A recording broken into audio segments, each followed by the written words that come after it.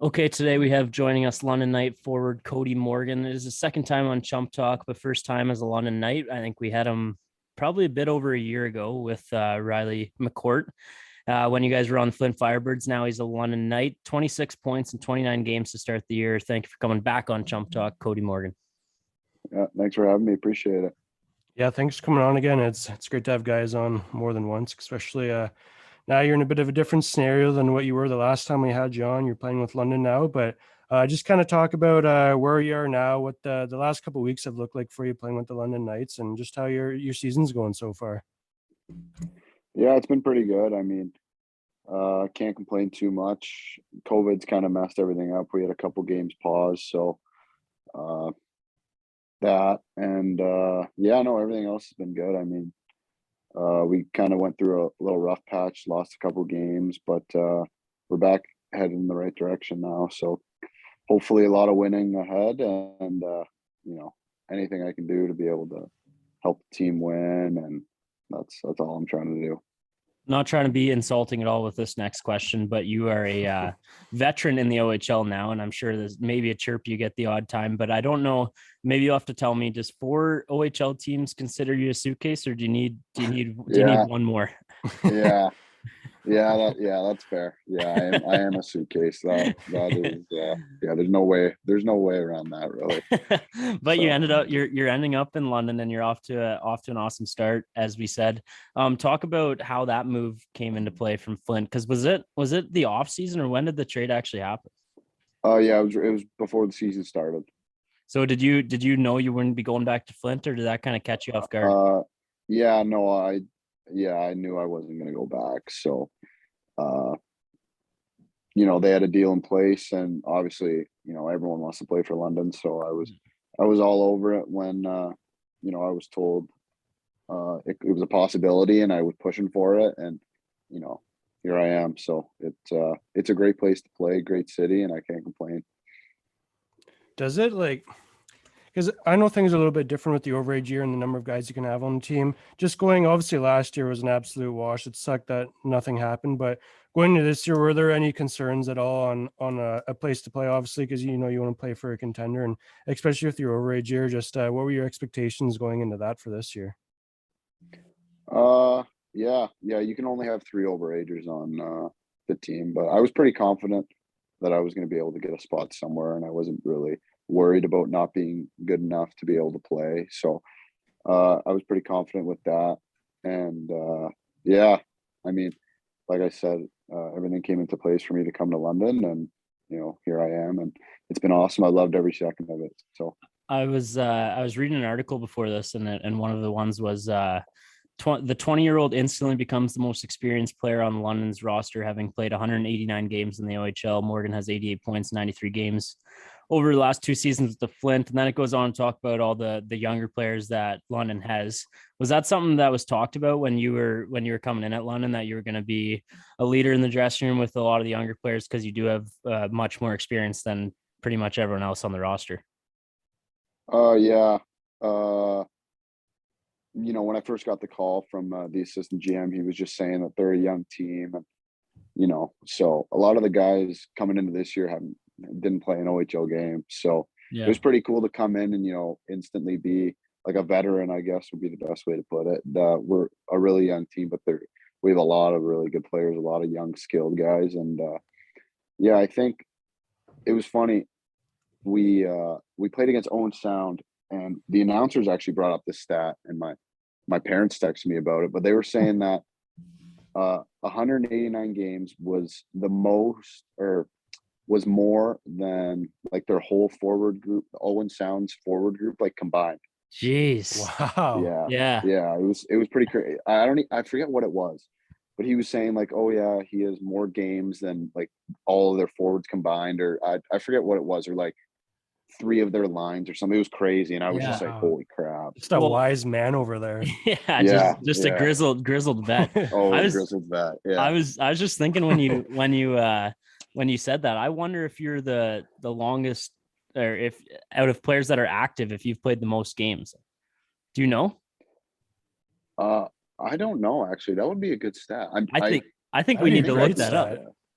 I think I might be up there. I don't Yeah. know though. Okay. After we're gonna look it up, and if you are, then that's definitely like going in our title or something, like oldest player in the OHL.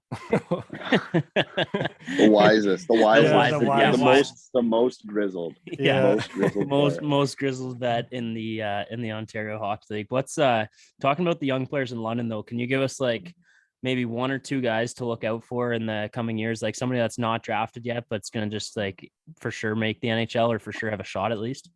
Well, my roommate Landon Sim has a motor on him. Okay. Like he never stops. He loves hockey. He never stops talking about it. Loves it. Yeah. He's got a motor. He works like a dog. Awesome. He's definitely one to watch. And then their first rounder, 05, Denver Barkey. Okay. It's just the name is just a stud name. Yeah. Like that he's sounds got like it. He's got to play. He's got to play in the NHL with a name like that. But he's unbelievably skilled. He's not the biggest guy, but he's unbelievable. Even in practice, we get flashes of him being like the best player. So, yeah. What'd you say his name was? Oh, Denver Barkey. Yeah. Denver. Yeah. Yeah. That's a nice name. That's for sure going to be announced someday. Just with that name, you almost have to be a professional at some point. Exactly. Has to be. And you're the sorry, go ahead, Gerbs. No, you go.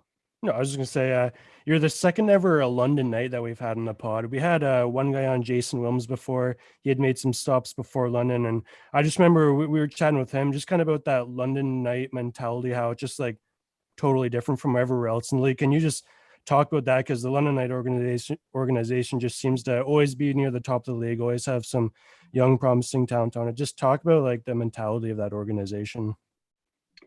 Yeah, I mean, they're all about winning. I mean, and I love that. I love to win. So, winning's everything. They push you every day to be your best, and they know when you're not giving it all, and you're slacking a little bit. They know, and they're on you all the time, and everyone's held accountable, and it's been great. I mean, it's like a job going in there. Yeah. And I've loved every second of it, and it pushes me every day to be, the best version of myself. So they say, and I've heard it many times, that like between London, Kitchener, and probably a few other organizations, there's not many that prepare you to be a pro better than London. And that would be the best. That would be the best way to put it for sure. Yeah, and so going with that, do you have any idea of what could be next for you? Obviously, this last year in the OHL, you just wanted to focus obviously on London winning Mem Cup this year. But do you think about what the future holds for you? Yeah, I think about it a lot. I mean, 5 years went by so fast, right? So, yeah, I think about it every day. Hopefully sign a pro deal somewhere this year, and obviously my dream is to play in the NHL like every kid. So just trying to push towards that every day. But thoughts creep into my mind about having a backup plan. So school is an option that I'm looking into, and keeping that in my back pocket if I don't get a pro deal somewhere. So yeah. And then you've been to a few camps, like Detroit you were at last year, right? Do I have that right? 3 years ago. 3 years ago. Three? Okay. After my second year in the league, yeah. Right. Did you go to camp this past year or no? No, I didn't. No camp this past year. Oh, well, I didn't mean to be I didn't mean to be. Oh, don't even worry about it. It's all good. It's the grind. You'll find your way for sure.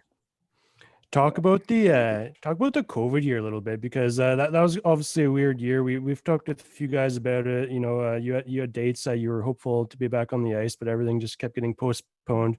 What the heck did you do that year? Like, that must just have been such a frustrating year, always having these dates and then it keeps getting pushed back. What were you doing to keep yourself busy, first of all? And second of all, what were you doing to keep yourself in somewhat of a game shape? Oh yeah, when it got announced that it was getting like officially canceled, because there was talks about like a 40 game season and being in a bubble. Like so I was still working out for that. And then once that got canceled, I kind of just took 2 months off and, hung out with friends and, just did, because I was home for the winter and I'm usually never home for the winter. So, I played on the outdoor rink, stuff like that. So played on the outdoor rink with like my friends that I never really got to do for the past like 3-4 years, because I would always be wherever I was. So just doing that and a lot of video games, I guess.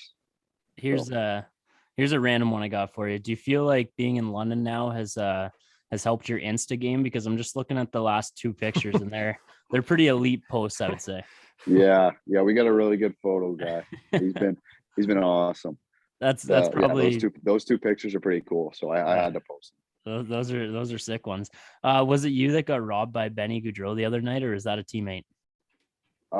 Last night? No, Last that was Stranges. That Oh, was okay. Stranges. I He robbed us good. Yeah. He played unbelievable. He played 49 unbelievable saves or yesterday. something. Yeah. I think we had like Nuts. 51 shots or Yeah. something like that. He played unbelievable. Friend of the show, so we had to shout him out, but we Yeah, didn't. You'll probably get him next time, though, I would assume. hope so. Since that's your overage year, I'm just wondering, like, do you go into this year kind of with a different mentality than other years? Because obviously it's your last year. You want to remember your last year as a junior player as best as you can. Do you think different about it all, going to the rink every day and knowing that it's your last year playing junior hockey, or just what's your mentality look like for that? Oh yeah, just try and take it day by day. I mean, it's been the best 5 years of my life playing in, the OHL. So just trying to let every day come to me and not really think too far ahead or get too high, get too low. Just kind of, go about my days and, try and, uh, you know, get as much information as I can about everything, hockey, not hockey, being a good person, and just kind of, try and make myself better every day. So Obviously, COVID kind of shut us down in lockdown again. Now there's no fans in the rink. But did you get before that happened, when we had fans at the start of this year and just being out in London, did you get a sense of how much the people in London love the Knights? Like I've heard they it's love it. like Kitchener's all like that, and that's what we're closest to. That's why I keep bringing up that example. But London, I've heard the fans are just nuts. Yeah, they're awesome. Like they love it. I mean, the amount of times we're out, we get, we were just going to get anything, getting coffee, getting food. Yeah. Like the amount of times we get stopped, and, you guys are doing great this year. Keep it up. Like it's awesome. And I never really got that in Yeah. Flint because, football's so big in the States Mm-hmm. that hockey's not as big there. So yeah, it's unbelievable. Everywhere you drive, London Knights license plates, Yeah. like everything. It's awesome. Have you ever been in like the Don's drive-through getting like a Big Mac or something, and they'd be like, "Oh, Oh, Cody Morgan." yeah. Oh, I don't find myself too often at McDonald's. I try and stay away from that as much as I can. That boy. But yeah, no, like even there's like a market right next to our rink, and every day we get stopped from someone just telling, saying or talking about like the night before his game or whatever. It's like, oh, you guys played great, or it's just it's awesome. Shake it off. Don't worry about it. Yeah. What are the boys in London doing in their spare time? A lot of Fortnite lately. Really? We switched over. Yeah, we switched back to Fortnite. It's been every single day. We got a group chat. We got a Fort group chat where someone puts it, anyone want it, and then a bunch of the boys hop on. Who's the who's the best? Who's the best? We got a couple good players. I would say Federcow is real good. Colton Smith's good. Yeah. I'd like to say I'm pretty good. I'd probably say I'm top 5 on the team for sure. I got to be up there. Well, if any of the rookies try to take you out, then you're most experienced in the OHL. So yeah. Most grizzled vet in the OHL. So. What's the favorite memory of being a London Knight so far? I know you're only 29 games into the season, but just something that you'll never forget from being part of the London Knights so far. Just the fans. It's awesome. I mean, I've never experienced anything like it in my 5 years in the league. Like getting stopped at like random places, telling like it's unbelievable. That's probably what's stuck with me the most out of it all. And the team, like my teammates have been great too. They're awesome guys. So everything, like my whole experience here has been, awesome. As far as expectations go, is it mem cut or bust, or is that the mentality going into it? I mean, I'd love to win it in my last year. That would be, the best way to go out. And I think we have a group to be able to do it. So hopefully we can, accomplish that. Would be nice. Yeah, for sure. Sorry, good. Oh, sorry. I thought you were going to say something. No, yeah, we talked about this a little bit before the pod, but we got to get into some football talk here. Where we're actually releasing this episode tomorrow, so everything will be relevant. So first of all, start off with some winners for this weekend, and you got to say who your Super Bowl pick is too. My Super Bowl pick, it's hard. I mean, there's so many good teams. Like Cincinnati's been good. Yeah. And I mean, if they get hot, Joe Burrow's been balling. He's been Yeah, feeling, big time, he's big been time. feeling Like himself lately too. he's Like been a baller. yeah. So, I mean, and they got a good D line too. Like Cincinnati's been good, but at the end of the day, my dad's a Chiefs fan, so I want him to be able to win. Yeah. So I think I'm gonna go Chiefs. I mean, guy's getting $50 million to sling the pigskin around. Yeah. So Yeah. Yeah, not a big scare with the Steelers for them yesterday, but we talked a little bit before.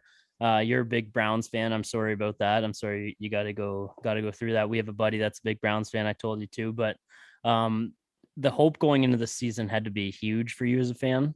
So a little bit disappointed. Is that how you would say the season is, or what?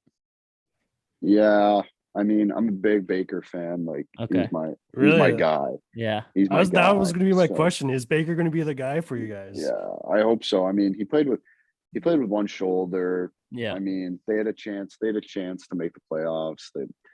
They could have beat Green Bay. That Green Bay game was like the TSN turning point of the season. I mean, Yeah. they had it. Like he threw 4 interceptions and they still could have won. Yeah, that was on Christmas, right? Yeah, so wasn't good. Yeah. I But made a bet with that Browns fan I was talking about. I would have had to buy a Baker Mayfield jersey this year if they had a better record than the Dolphins. But since the Dolphins got that week 18 win against the Pats, my buddy's got to buy a Tua jersey. So that's Tua's a baller too. They started out not good, but they came back. They came back hard.